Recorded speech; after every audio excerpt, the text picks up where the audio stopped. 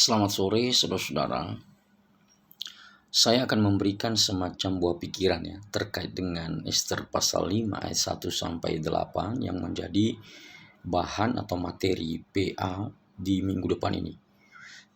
Secara khusus di jemaat kita akan melaksanakan silang layan SNK. Dan tema yang diberikan kepada kita adalah terhukumlah orang yang benci kepada sesamanya. Kalau dalam bahasanya situ nihuku niha sifat itu benar. Nah, kalau kita hanya mendasarkan pembacaan kita dari Ester pasal 5 ayat 1 sampai 8, kita tidak mendapatkan apa-apa bahan pembahasan terkait dengan tema itu. Karena isi daripada Ester pasal 5 ayat 1 sampai 8 itu hanya berbicara tentang kedatangan Ester menghadap raja, lalu raja mengulurkan tongkat emasnya itu dan berkenan atas kehadiran Ester. Lalu raja bertanya kepada Ester, apa maumu, apa keinginanmu, setengah daripada kerajaan ini akan kuberikan kepadamu, kalau misalnya engkau meminta itu. Tapi Ester tidak mengiyakan perkataan raja, dia hanya meminta bahwa besok akan ada perjamuan, dia adakan, yaitu dengan mengundang raja sendiri dan Haman.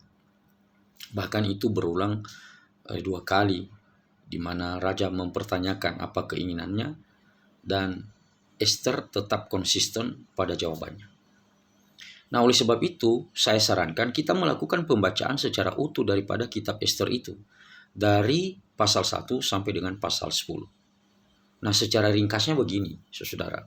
Bahwa tema itu terkutuklah atau terhukumlah orang yang benci kepada sesamanya. Itu kan tertuju kepada Haman, sang Perdana Menteri yang diangkat oleh Raja Ahasiweros untuk mengatur pemerintahan di dalam wilayah Media Persia yang tersebar di 127 daerah dari India sampai Ethiopia. Jadi bangsa atau kerajaan Media Persia ini kan muncul setelah kerajaan Babel hancur ya.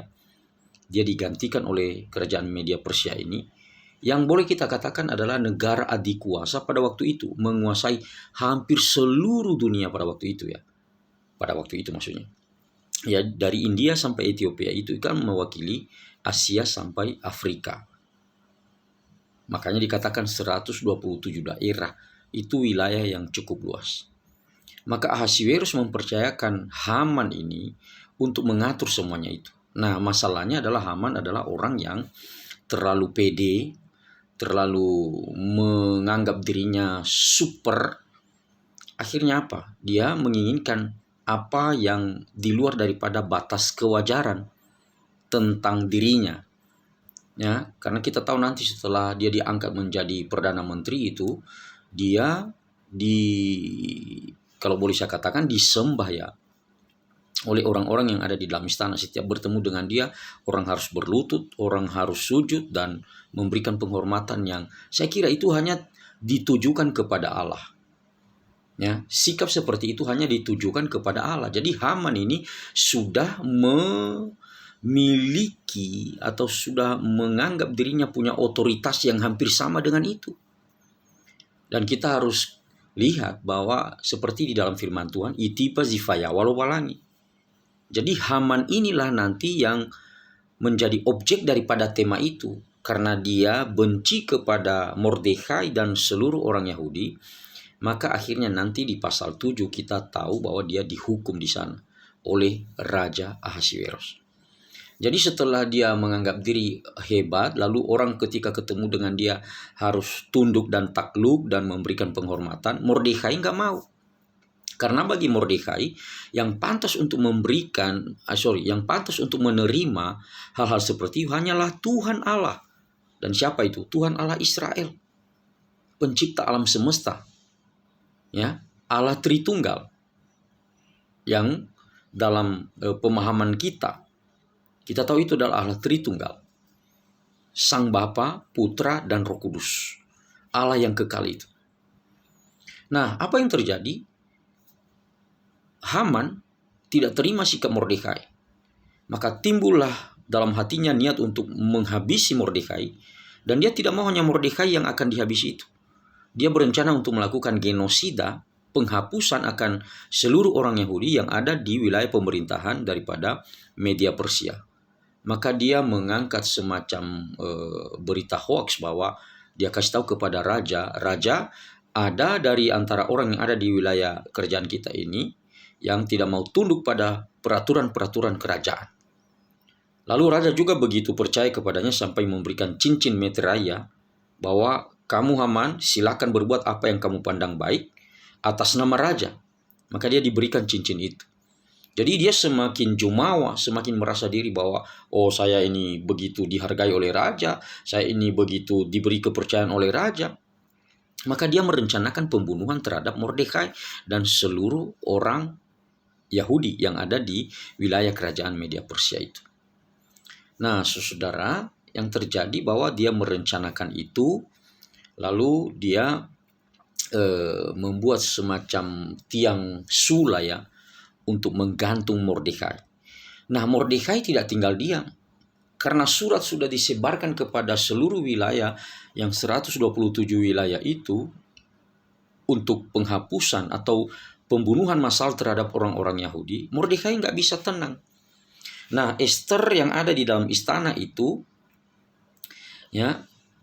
diminta oleh Mordekai melalui proses apa nanti kita tahu nanti prosesnya. Mordekai seperti orang stres mondar-mandir di sekitar istana kerajaan. Lalu si Esther melihat Mordekai kenapa stres seperti itu. Lalu si Esther menyuruh orang sida-sida untuk bertemu dengan Mordekai dan mempertanyakan apa yang terjadi. Lalu Mordekai memberitahu kepada sida-sida itu supaya dikatakan kepada Esther situasi di luar. Esther mungkin aman-aman aja dalam istana. Tapi Mordekai dan seluruh orang-orang Yahudi yang ada di luar terancam dibunuh, digenosida. Maka Mordekai memohon kepada Esther, tolonglah Esther, hadaplah raja, mintalah akan perlindungan terhadap nyawaku dan nyawa semua orang-orang Yahudi. Nah, jadi Mordekai ini dengan Esther kan ada hubungan kekerabatan keluarga Sebenarnya mereka adalah saudara sepupu, cuman karena Esther pada waktu kecil ditinggal oleh papa mamanya, maka Mordekai mengangkat adiknya ini, adik sepupunya ini menjadi anak angkatnya. Jadi begitulah hubungan kekerabatan antara mereka. Nah, setelah itu Esther mendengar berita dari sida-sida bahwa Mordekai dan seluruh orang Yahudi di luar sana akan dimatikan. Maka dia juga sedang bingung. Kenapa? Karena menghadap raja itu pertaruhan nyawa. Itu pertaruhan hidup dan mati. Kalau raja tidak berkenan kepada orang yang ingin menghadapnya, itu bisa dibunuh. Makanya Esther berkata kepada Mordekai, oke lah kalau begitu. Namun saya minta berdoa, berpuasa kepadaku untuk saya. Memohon belas kasih Tuhan, biar Tuhan boleh melindungi, berpuasalah.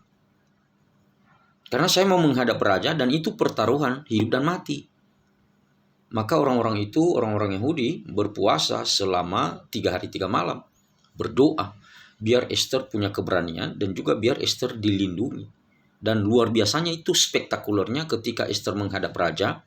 Ternyata raja berkenan mengulurkan tongkat emasnya itu dan mempersilahkan Esther datang. Bahkan dia memberikan tawaran kepada Esther. Apa maumu Esther? Setengah daripada kerajaan ini pun aku berikan kepadamu kalau kamu punya keinginan untuk itu. Esther tidak mau. Esther tidak mau harta benda itu. Dia mau menyelamatkan nyawa Mordekai dan saudara-saudaranya. Sini kita tahu bahwa dalam pandangan Esther, nyawa itu lebih berharga daripada apapun di dalam dunia ini. Kadang-kadang justru dalam dunia ini orang rela memberikan nyawanya atau mengorbankan saudaranya, mengorbankan orang lain menjadi tumbal demi kekuasaan, demi harta benda. Esther tidak seperti itu. Jadi pelajaran-pelajaran moral di dalam kisah ini sebenarnya banyak Nah, belum lagi bahwa kita melihat meskipun nama Tuhan tidak disebutkan di dalam kisah ini, tapi ada tangan Tuhan yang hebat menjaga dan memelihara Esther dan juga kehidupan Mordekai.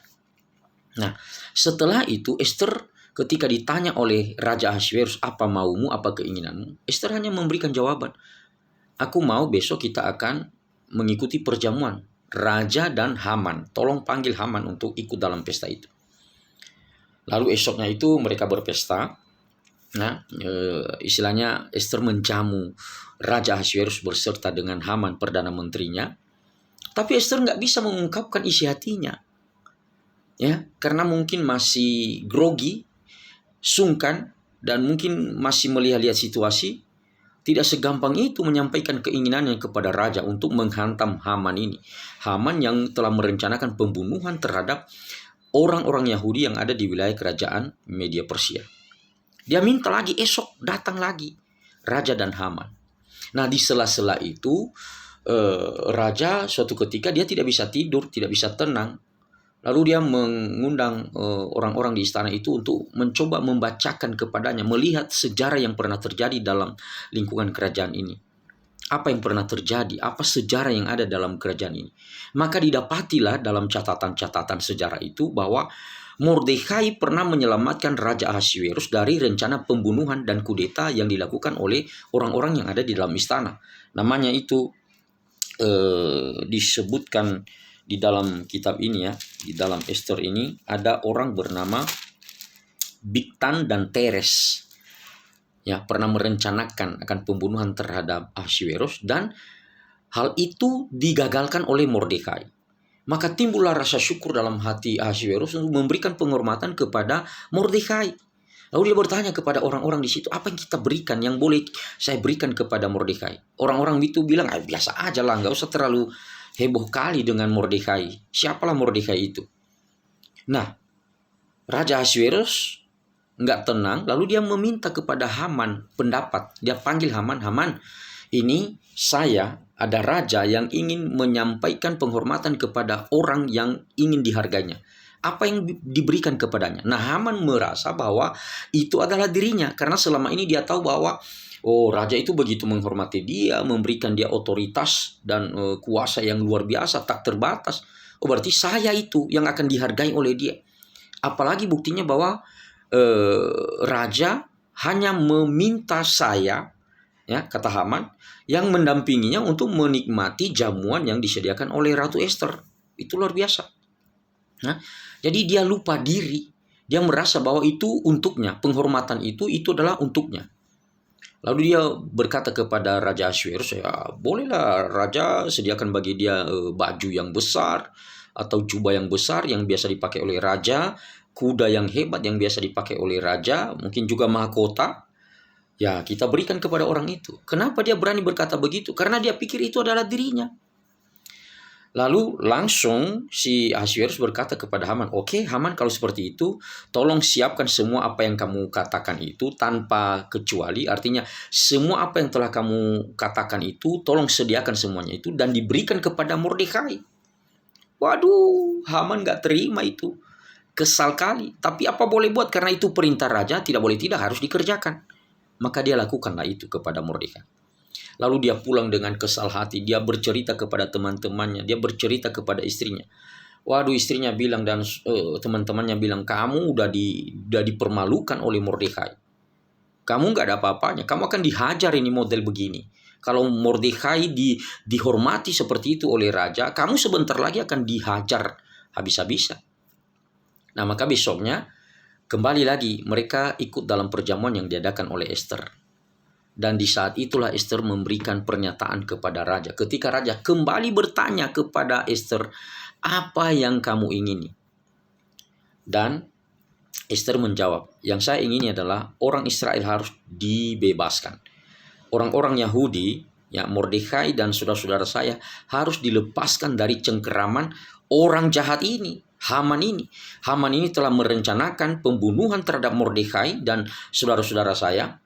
Dan ini dia ada di hadapanmu saat ini, Tuanku Raja. Ya, maka Raja mengambil keputusan bahwa Haman yang telah berbuat curang seperti itu, ya harus dieksekusi. Akhirnya apa yang terjadi? Tiang yang sudah dipersiapkan oleh Haman untuk menggantung atau membunuh Mordekai, maka tiang itu juga yang dipergunakan untuk menghantam daripada Haman ini, dihukum oleh Raja Ahasverus. Nah, itu dia ceritanya Bapak Ibu dan Saudara. Jadi ketika dikatakan bahwa nihuku niha sifati utedebanahu, artinya akan terkutuk, dihukumlah orang yang benci kepada sesamanya. itu Haman. Haman. Dan di dalam bingkai pemeliharaan Allah sekali lagi, ya, karena orang ini bukan hanya benci kepada Mordekai, tapi dia juga lupa diri. Dia mencoba menyamakan dirinya dengan Allah. Maka seperti firman Tuhan katakan, bahwa orang yang congkak itu, orang yang sombong itu, yang nggak tahu diri seperti itu, itiba zifayawa lo balangi. Ya, jadi ni huku niha sifat itu benar. Seperti Haman ini, yang melakukan rencana-rencana busuk, licik, dan mengerikan untuk menghantam Mordekai. Tetapi di dalam bingkai pemeliharaan Allah terhadap Mordekai yang takut akan dia, terhadap Ester dan kepada bangsanya yang dikasihinya, Tuhan menunjukkan belas kasih, pertolongan di dalam situasi-situasi seperti itu.